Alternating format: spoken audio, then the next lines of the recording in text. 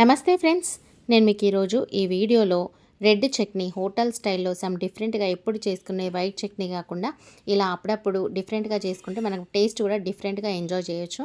ఈ chutney idli, dosa, bonda, upma దేంట్లోకైనా super combination. మరి ఇంట్లో పల్లీలు లేకపోయినా గుప్పెడు పల్లీలతోని ఇంట్లో వాళ్ళందరికీ సరిపడేలాగా చేసుకోవచ్చు ఈ చట్నీ. మరి ఈ చట్నీకి ఏమేం కావాలి, ఎలా తయారు చేసుకోవాలనేది వీడియోలోకి వెళ్ళి చూసేద్దాం. ఇంకా రెడ్ చట్నీ కోసం ఫస్ట్ కొన్ని పల్లీలు వేయించుకోండి.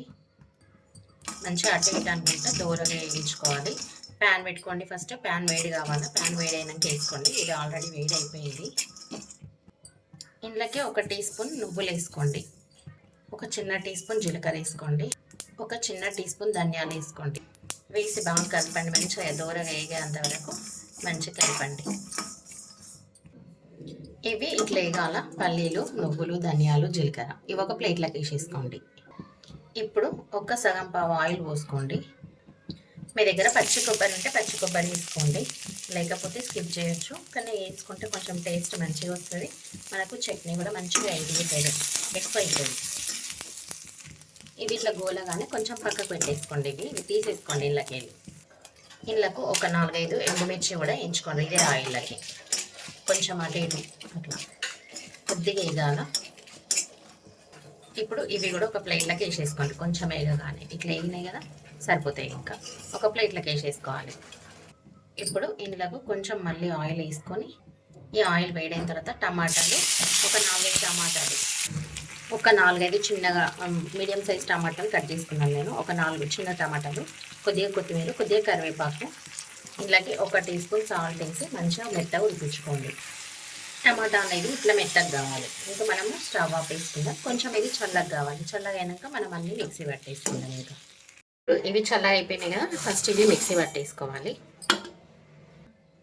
ఇవి ఇట్లా మంచిగా మెత్తగా పొడిలాగా అయిపోయినాయి కదా.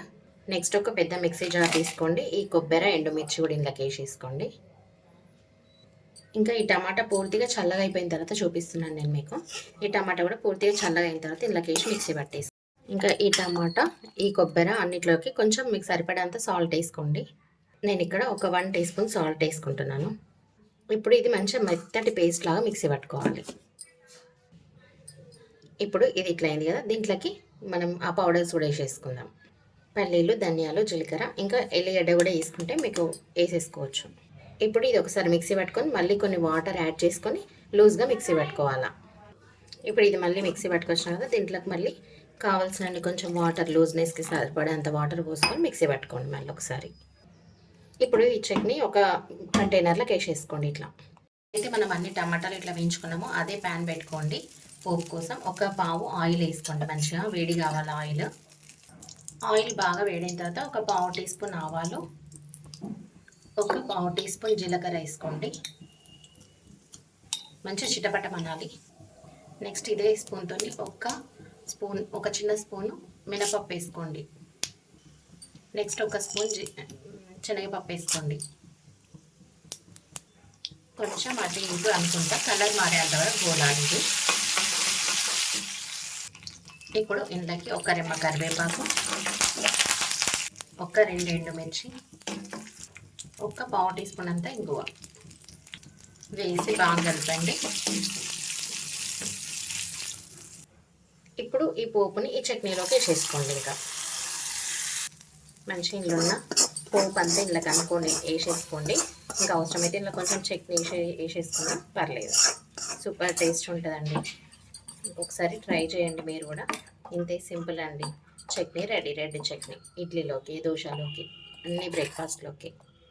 చూడండి ఎంత బాగుందో. ఇంకా ఇంతే సింపుల్, అన్ని బ్రేక్ఫాస్ట్లోకి డిఫరెంట్గా red chutney ready. Okay friends, video నచ్చితే లైక్ చేయండి, ఫ్యామిలీ అండ్ ఫ్రెండ్స్కి షేర్ చేయండి. ఇలాంటి మంచి మంచి రెసిపీస్ కోసం మా ఛానల్ని అయితే సబ్స్క్రైబ్ చేసుకోండి. సబ్స్క్రైబ్ చేసుకున్న వెంటనే బెల్ బటన్ ప్రెస్ చేసి ఆల్ అనే ఆప్షన్ని ప్రెస్ చేయండి. అప్పుడు మేము వీడియోస్ అప్లోడ్ చేసిన వెంటనే మీకు నోటిఫికేషన్ వచ్చేస్తుంది. Okay friends, thanks for watching my video.